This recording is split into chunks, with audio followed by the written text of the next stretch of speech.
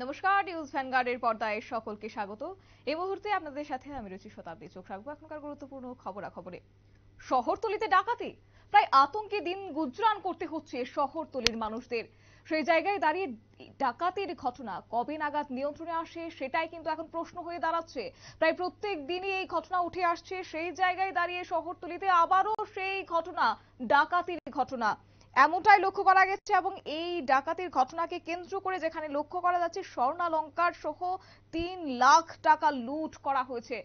খয়েরপুরের থেকে খয়েরপুর চাঁদপুর মাঠ এলাকায় বাবুল ঘোষের বাড়িতে এই ডাকাতির ঘটনা সংঘটিত হয়েছে, যেখানে অস্ত্র শস্ত্র নিয়ে দুঃসাহসিক ডাকাতির ঘটনা সংঘটিত। কি বলছেন গোটা বিষয় সম্পর্কে একটু শুনবো। ঘটনা হচ্ছে রাত্রে 2:05 এমন টাইমে আমি প্রথম আওয়াজটা পাই। ভাবছিলাম কি ঘরের পাশে ফ্রিজের কোনো আওয়াজ ব্লক হয়েছে কিনা, ফ্রিজটা ওটাতে কোনো সাউন্ড বাড়িছে কিনা। তো ওইটা খুলতে গিয়ে আমাদের ডাইন পাশে যে দরজাটা ওটা খুলে রান্নার কিচেনের ফ্রিজটা অফ করতে চেয়েছিলাম। এমন টাইমে তারা 4 জনেই অ্যাটাক করলো, দাও নিয়ে কেউ গলাতে ইয়ে করলো, নিয়ে আমার এই আবার বেডরুমে না ভাইয়া গলাতে দাও ধরে রাখলো। তারা কি অস্ত্র নিয়ে আসছিল? অস্ত্র নিয়ে আসছে। কতজন আসলো তারা? তারা ঘরে ছিল প্রায় 6 জনের কাছাকাছি, 6 জন। কি কি নিছে আপনার বাড়ি থেকে? বাড়ির থেকে নিচ্ছে নগদে অ্যাভারেজ এলএস মানে 3 লাখ আর 24 ভরির কাছাকাছি গোল্ড আর কি। আর কি নিছে? আর এমনি ওই ঘরের যে দাওগুলি আছে আমাদের জঙ্গল পরিষ্কার করে যে সামনে গোডাউনের, এই দাওগুলি নিয়ে গেছে। একটা নিচে ছিল গ্রাউন্ড ফ্লোরে আর একটা ফার্স্ট ফ্লোরে। আপনার নামটা কি? আমার নাম বাবুল ঘোষ। এই জায়গাটার নাম কি? চাঁদপুর মাঠ। এখন কি পুলিশ আইছে? পুলিশ সকালে আসছে। এখন অব্দি পাওয়া গেছে কিছু? যেহেতু ডগ স্কোয়াড না, এখনো ডগ স্কোয়াড নিয়ে আসছে, এখনো কোনো ইয়ে পাইছে না তারা। ফরেন্সিক লোক আছে এখনো, এখানে বসে আছে এখন। 2টার পরে হঠাৎ করে আওয়াজ পাইছে কোনটা, তো ভাবছে ফ্রিজের আওয়াজ হইতেছে, তো এখানে গেছে আর গলার মধ্যে দাও ধরে আছে। কে ধরছে? তারা লোকজন আইছে, কতজন আসলো তারা? 6-7 জনের মতো। তারা কি অস্ত্র নিয়ে আইছিল?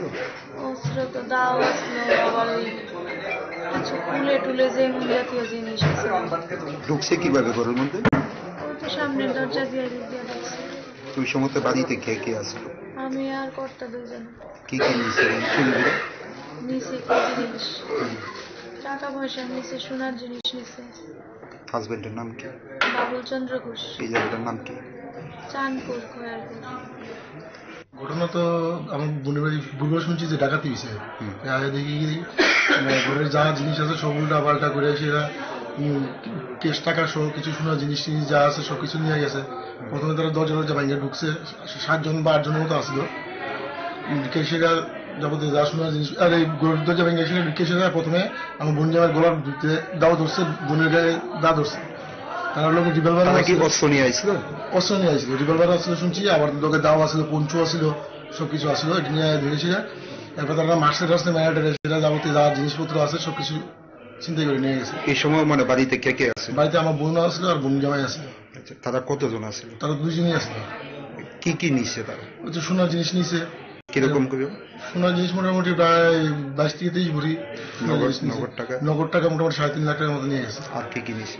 এই এর মধ্যে এছাড়া তো আর কি কি নিছে আমি ঠিক করতে পারতেছি না। এই 2টা জিনিস মানে মেন বড় অ্যামাউন্ট, এই 2টা জিনিস নিছে। লোকে মোবাইল নিছে। জাতীয় সড়কের পাশে এত বড় একটি ঘটনা, কি বলবেন এটা নিয়ে? কি এটা প্রশাসনিক দিক দিয়ে একটু লাগতেছে যে জাতীয় সড়কের সামনে পিএস আছে 2টা, একটা আউটপোস্ট, একটা জুমনগর থানা, এদিকে পূর্ব থানা। তারা যদি এইভাবে করে। এই জায়গাটার নাম কি? এটা চাঁদপুর মাঠ। বাড়ির মালিকের নাম কি? বাবুল চন্দ্র ঘোষ। কি করে উনি? উনি এমনি পেশা কন্ট্রাক্টর ছিলেন, এখন বর্তমানে রোডের ব্যবসা করে।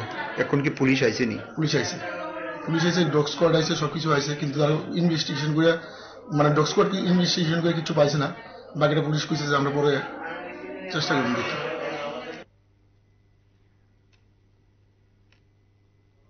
শোন শুনলেন তো দর্শক বন্ধুরা, একেবারে পরিবারের সদস্যরা হতভম্ব। সেই জায়গায় দাঁড়িয়ে শহরতলিতে দিন দুপুরে অস্ত্র শস্ত্র নিয়ে ডাকাতি, এই ঘটনার পুনরাবৃত্তি যেন বারবার ঘটেই চলেছে। কবে নাগাদ থামবে এই ডাকাতির ঘটনা, সেটাই কিন্তু এখন প্রশ্ন হয়ে দাঁড়াচ্ছে।